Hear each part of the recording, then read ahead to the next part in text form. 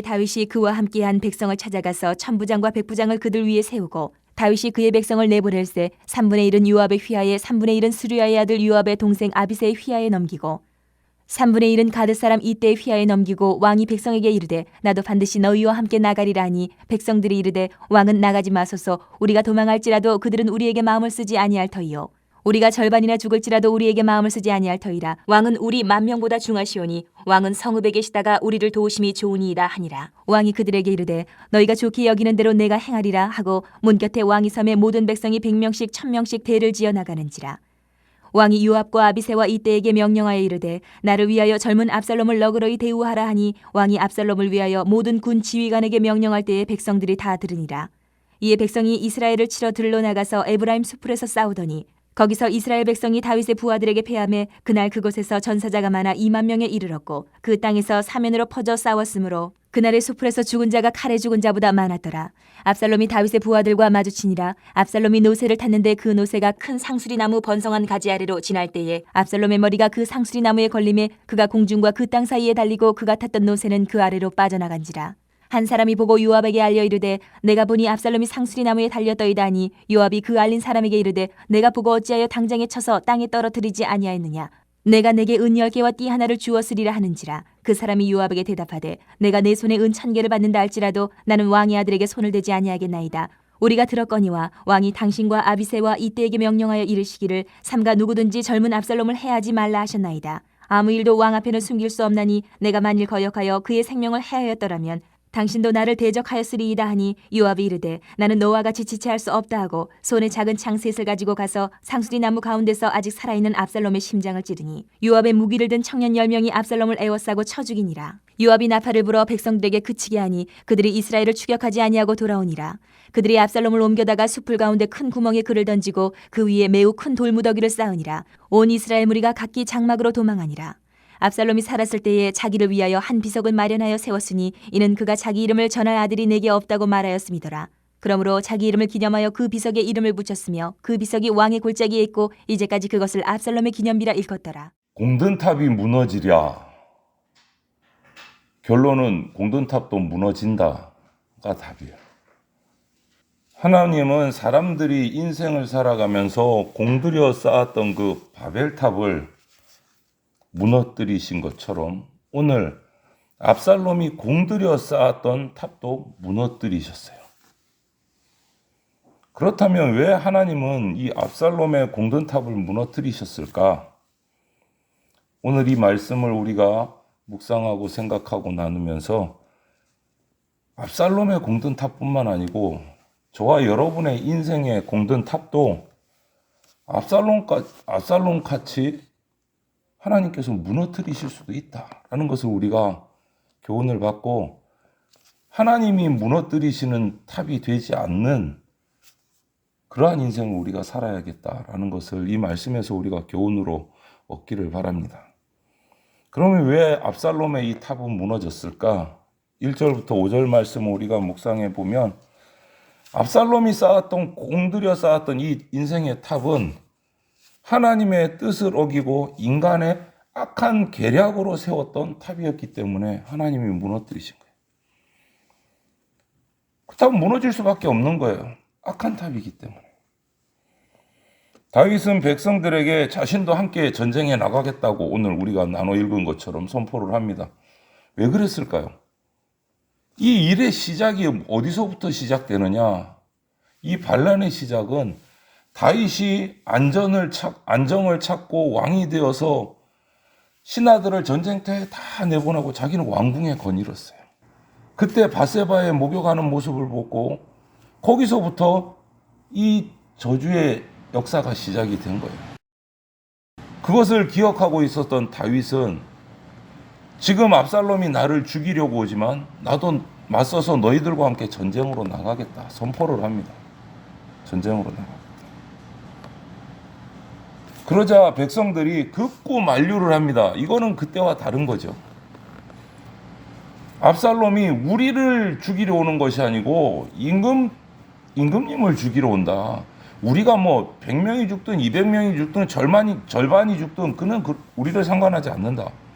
단지 다윗 임금만 바라보고 전쟁터에 나오는 거기 때문에 절대 나가시면 안 된다. 극구 만류를 합니다. 나가지 않는 대신 뒤에서 후방에서 우리를 도와주시는 것이 맞다. 다윗은 그래서 그 백성들의 이 작전에 따라서 만류에 따라서 전쟁터에 나가지 않고 뒤에서 백성들을 돕기로 합니다. 이것으로 인해서 압살롬의 계획은 산산이 부서지는 거예요.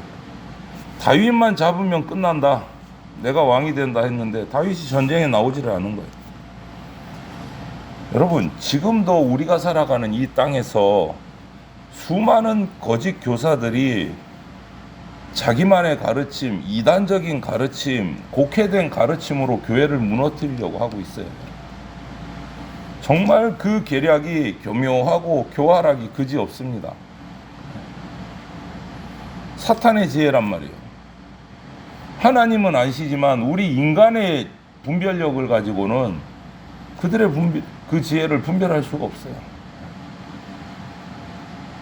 하지만 하나님은 아시기 때문에 그 악한 지혜를 어리석게 만드시는 거예요. 그런 하나님 편에 우리가 그 품 안에 있으면 걱정할 것이 없어지는 거예요. 두려워할 것이 없어지는 거예요. 기억합시다. 사람의 악한 계획으로 세워진 공든탑은 아무리 화려해 보여도 무너집니다. 또 이 압살롬의 공들여 쌓은 탑이 무너진 두 번째 원인은 하나님이 허락하시지 않은 불법 건축물이었다.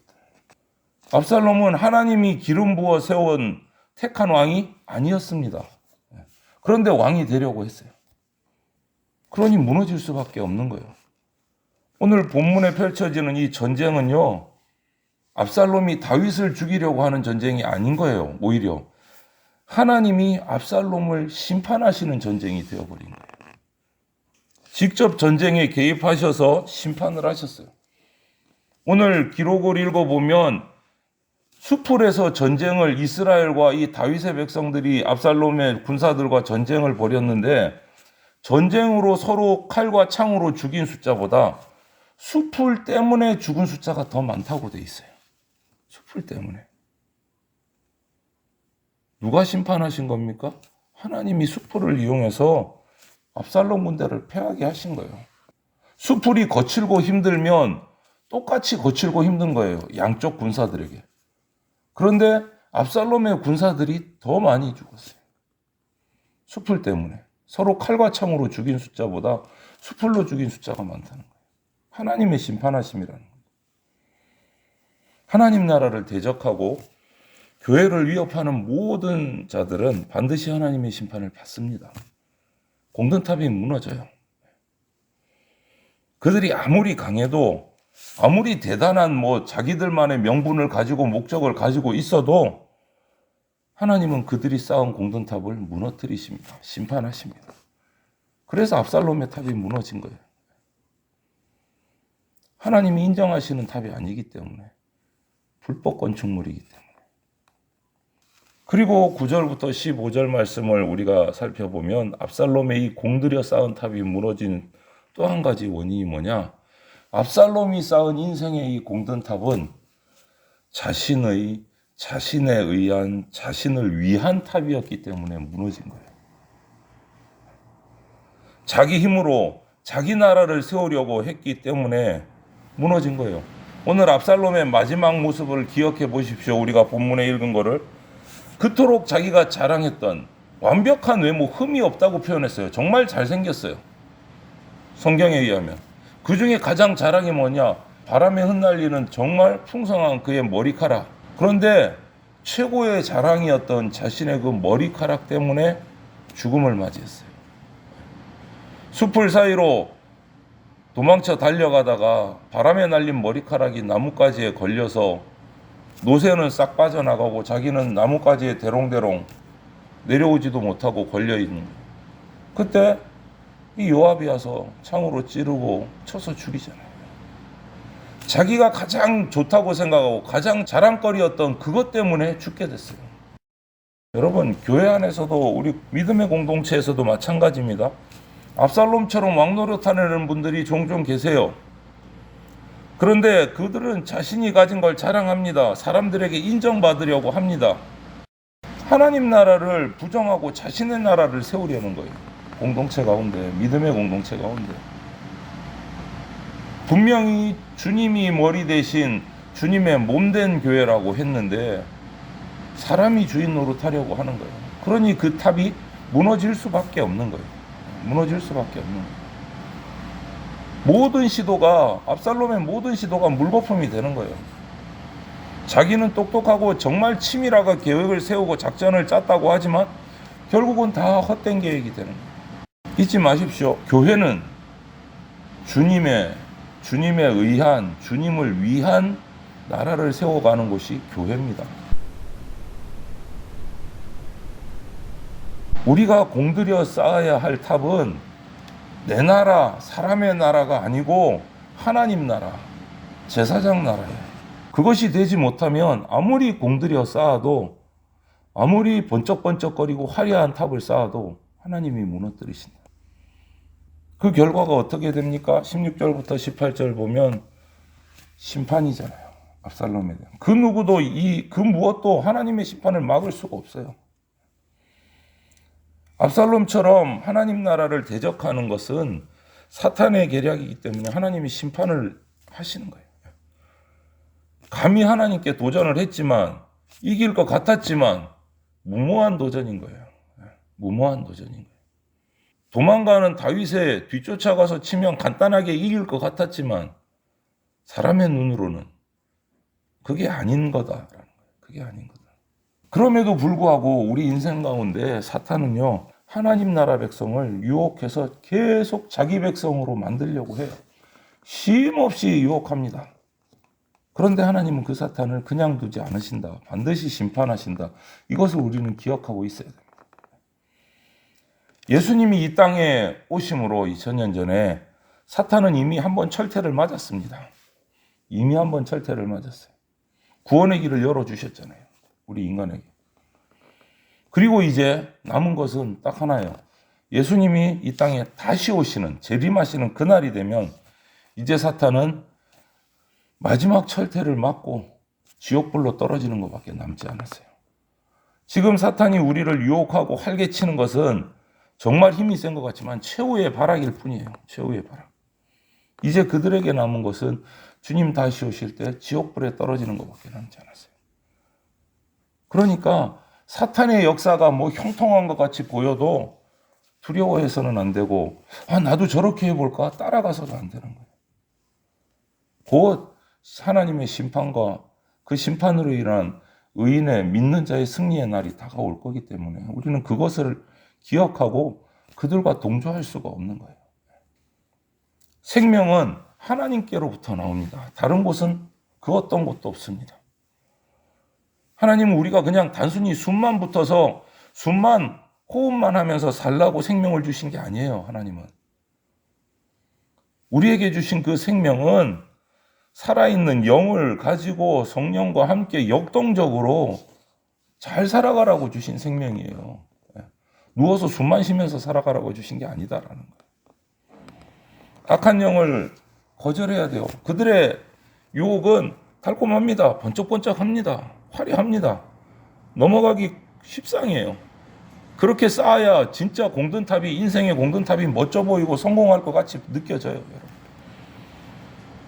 그런데 그거 전부 다 사탄의 악한 계략일 뿐이다.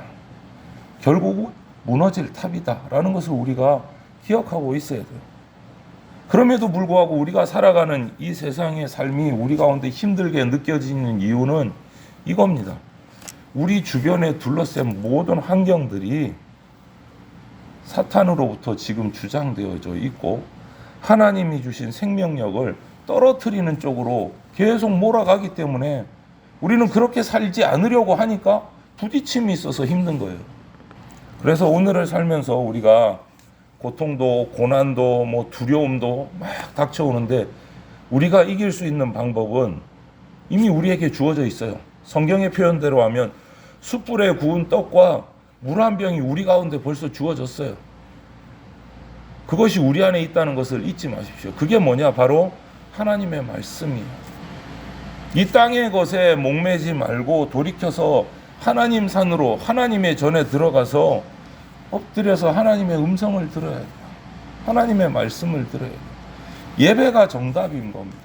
우리가 그렇게 정말 하나님에게 합당한 공든탑이 쌓아져 가면 우리 인생에서 사탄의 세력에 빠져서 쌓다가 무너지고 쌓다가 무너지는 그 탑을 쌓던 사람들이 화려하지 않을지는 모르지만 하나님 안에서 하나하나 쌓아져가는 우리의 인생의 탑을 보고 하나님께로 돌아오는 역사가 생깁니다.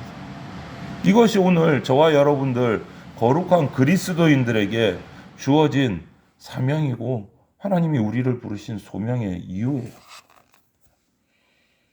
악한 자들은 지금도 사탄의 계략에 빠져서 화려하고 번쩍번쩍하고 멋져 보이는 공든탑을 쌓으려고 애를 쓰고 발버둥을 치고 살아갑니다.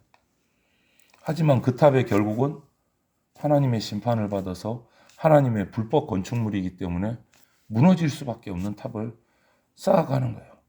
그들의 탑을 보고 그러니까 우리는 부러워할 필요가 없는 거예요. 그 탑 쌓기에 우리가 절대로 동참해서도 안 되는 겁니다. 우리는 딱 한 가지를 생각해야 돼요. 하나님 나라를 세워가는 하나님의 백성이 돼서 하나님 앞에 합당한 내 인생의 공든탑을 쌓아서 주님 앞에 드릴 수 있는 그런 복된 주님의 백성이 되시기를 주님의 이름으로 축원을 드립니다. 아멘.